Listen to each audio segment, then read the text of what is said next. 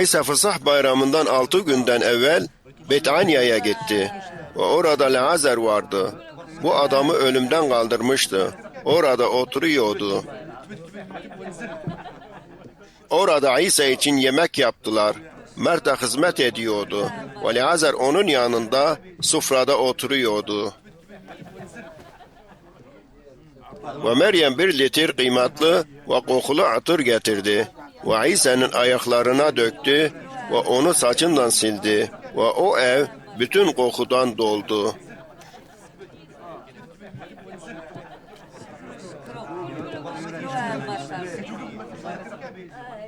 Ama bir tane öğrencilerinden Yahuza İskariyoti ve o sonra ona hıyanet etti. Ona, niye bu atır 300 dinara satılmadı ve fakirlere verilmedi sordu. Bunu fakirler için demedi. Ama çünkü o hırsızdı, o sandığın sahibiydi ve ondan çalıyordu. İsa onu bırak, çünkü o beni gömmek için hazır ediyor. Her zaman sizin yanınızda fakirler var, ama ben her zaman sizden beraber olmayacağım, dedi. Yahudilerden çok kişiler geldiler, çünkü bes İsa için değil, lakin duydular ki İsa Lazar'ı ölümden kaldırdı ve onu görmek istediler. Bu için reis kehanlar Lazar'ı öldürmek istediler. Lazar için çok Yahudiler İsa'ya inandılar.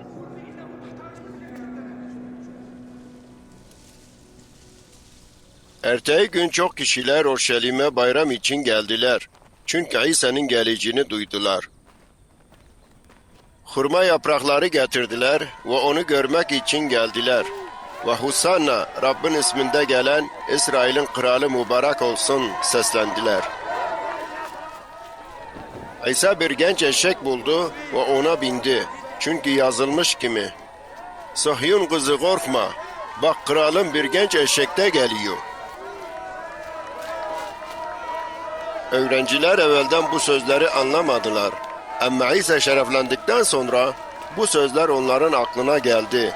O için ne yazılmıştı ve insanlar onu ne yaptılar anladılar. Şimdi onun yanındaki kişiler şehadet ettiler ki Lazar'ı mezardan çağırdı ve onu ölülerden kaldırdı. Bu mucize duydular için çok kişiler İsa'yı görmek istediler. Farisiler birbirine bakın, hiçbir şey utamadık. Herkes ona gidiyorlar, dediler.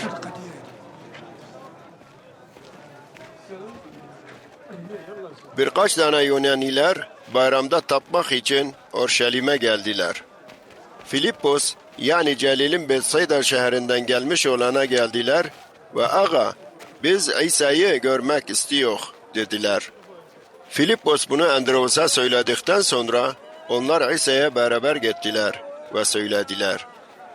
İsa onlara, insanoğlunun şereflenmek saati geldi. Sah size diyorum ki, eğer bir buğdanın tohumu yere düştükten sonra ölmediyse, o tek kalıcı. Ama öldüyse, çok hasat veriyor. Sah size diyorum, her kim kendi hayatını sevdiyse, onu kaybedecek. Ve her kim kendi hayatını bu dünyada boş saydıysa, sonsuz hayat için hafız edici. Her kim bana hizmet ettiyse beni takip etsin. Ve nerede oldum o orada olucu. Her kim bana hizmet ettiyse babam ona ihtiram verici. Şimdi canım sıkıldı. Ne diyeceğim? Baba bu saatten beni kurtar. Yok, çünkü bu saat için geldim. Baba adını şereflendir, dedi.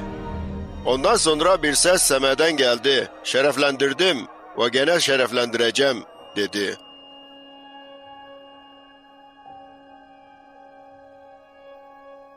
Orada çok millet vardı. Bazıları dediler ki bir gürültülü ses geldi ve bazıları bakın bir melekten konuştu, dediler. İsa onlara bu ses sizin için geldi, benim için değil. Bu dünyanın mahkemesi şimdi oldu. Şimdi bu dünyanın reisi kovulucu. Ama ne vakit ben yerden kaldırıldığım zaman bütün insanları bana çekicim cevap verdi. O nasıl ölücü görsetmek için dedi. Onlar ona biz şeriattan duyduk ki Mesih sonsuza kadar baki kalıcı. Nasıl diyorsun insan oğlu yüce kaldırmalıdır? Bu insan oğlu kimdir sordular. İsa onlara ışık bir az vakit sizden kalıcı. Işıkta gezin.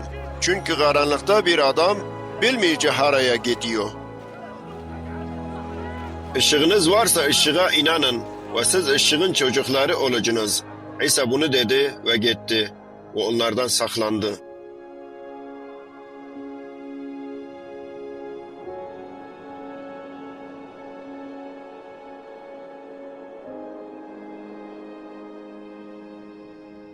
Onlara çok mucizeler görsetti ama onlar inanmadılar.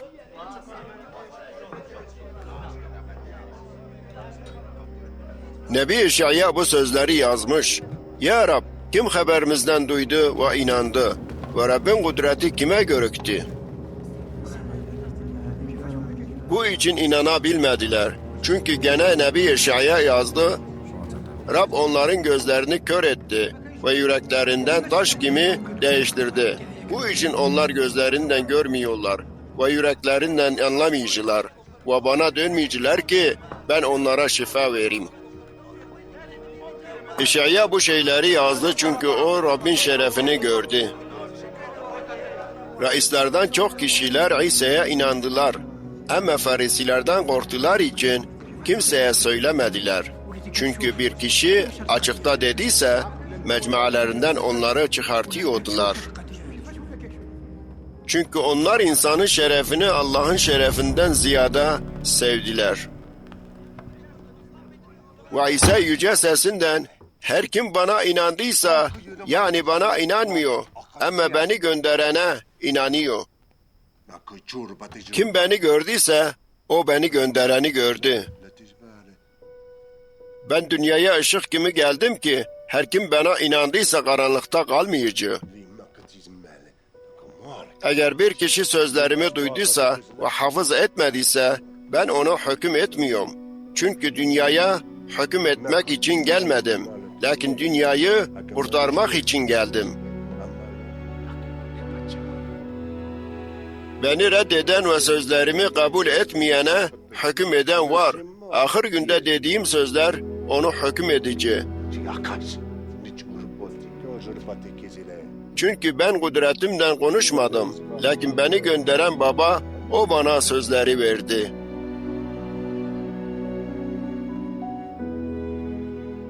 Ve ben biliyorum onun emri sonsuz hayattır. Bu için babamın bana dediği kimi dedim.